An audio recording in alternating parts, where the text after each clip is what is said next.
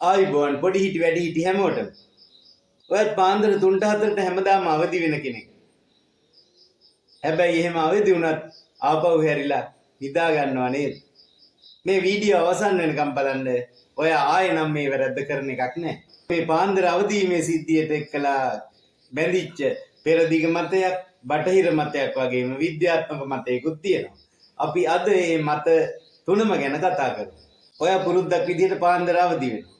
ඔයාට හිතෙනවා මේ කාමරේ රස්නේ නිසා අවදි වුණා. එහෙමත් නැත්නම් වෙන ශබ්දයක් නිසා, වෙන හේතුවක් නිසා අවදි වුණා කියලා. ඒ වෙලාවට ඔයා කරන්නේ සමහරවිට ෆෑන් එක ඕෆ් කරලා තිබුණොත් ෆෑන් එක ඔන් කරලා ආයෙත් නිදාගන්න එක. බටහිර රටවල මේ වෙලාව, ඒ කියන්නේ 3-4 අතර කාලේ පිළිගන්නේ සෝල් බ්ලූප්‍රින්ට්. එහෙමත් නැත්නම් විශ්වීය ශක්තිය අපේ මනසට ගලාගෙන එන වෙලාව විදිහට. ඒ නිසා ජීවිතය සම්බන්ධ තීරණ ගන්න වගේම භාවනාව වගේ ආධ්‍යාත්මික කටයුතු වලට මේ වෙලාව තමයි හොඳම වෙලාව කියලා බටහිර රටවල පිළිගැනීමක් තියෙනවා. පෙරදිග මතයට අනුව මේ කාලය අයිති වෙන්නේ බ්‍රහ්ම මුහුර්තයට. බ්‍රහ්ම මුහුර්තය කියන්නේ පාන්දර 3:35 අතර කාලය. පෙරදිග මතයට අනුවත් මේ වෙලාව තමයි විශ්වීය ශක්තිය අපේ මනසට වැඩියෙන්ම දැනෙන වෙලාව. ඊළඟට බලමු විද්‍යාත්මක සත්‍ය මොකක්ද කියලා මේ යට හැංගිලා තියෙනවා. අපේ ශරීරයේ තියෙන කෝටිසෝල් කියන හෝමෝනය, එහෙමත් නැත්නම් අපි කියන ආතති හෝමෝනය කියලා. මේ හෝමෝන් එක අපිව උදේට අවදි වෙන්න, ක්‍රියාත්මක වෙන්න ගන්නේ පාන්දර 3න් පස්සේ කාල පරාසය තුල. ඉතින් අපේ ශරීරයේ මේ කෝටිසෝල් හෝමෝනය අධිකව වර්ධනය වීම පාලනය කරගන්න පුළුවන් අපිට අවදි වෙන අවස්ථාවේදී ඒ විදිහටම නැගිටලා යම් කාර්යයක නිරත වෙනවා.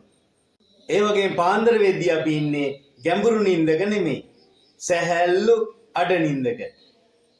අපි කියනවා REM sleep කියලා.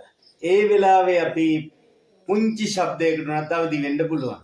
ඒ නිසා තමයි අපි 3-4 කාලය තුල අවදි වෙන්නේ. ඉතින් විශ්වීය ශක්තිය අපේ මනසට වැඩියෙන් ගලාගෙන එන මේ පාන්දර 3-4 කාලේ ආයෙත් නම් ඔයා අවදි වුණොත් කිසිසේත්ම ආපහු වෙලා නිදා ගන්න එපා. මේ වෙලාව තමයි අපේ අනාගතය සැලසුම් කරන්න, නිර්මාණාත්මකව හිතන්න, අලුත් අදහස් ගලාගෙන එන්න හොඳම වෙලාව. භාවනාවට වගේම අපි මේ වෙලාවේ අධ්‍යයනය කරන කටයුතු හොඳින්ම මනසේ රැඳී සිටිනවා, හොඳට මතක සිටී.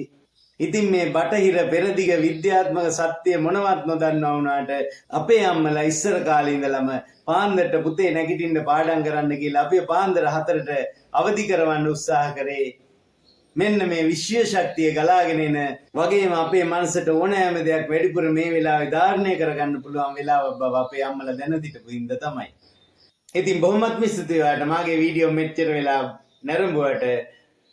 තවත් වැදගත් තොරතුරු දැනගන්න ලයික් නැල් නාලිකාව සබ්ස්ක්‍රයිබ් කරලා තියාගන්න. බොහොමත්ම ස්තුතියි.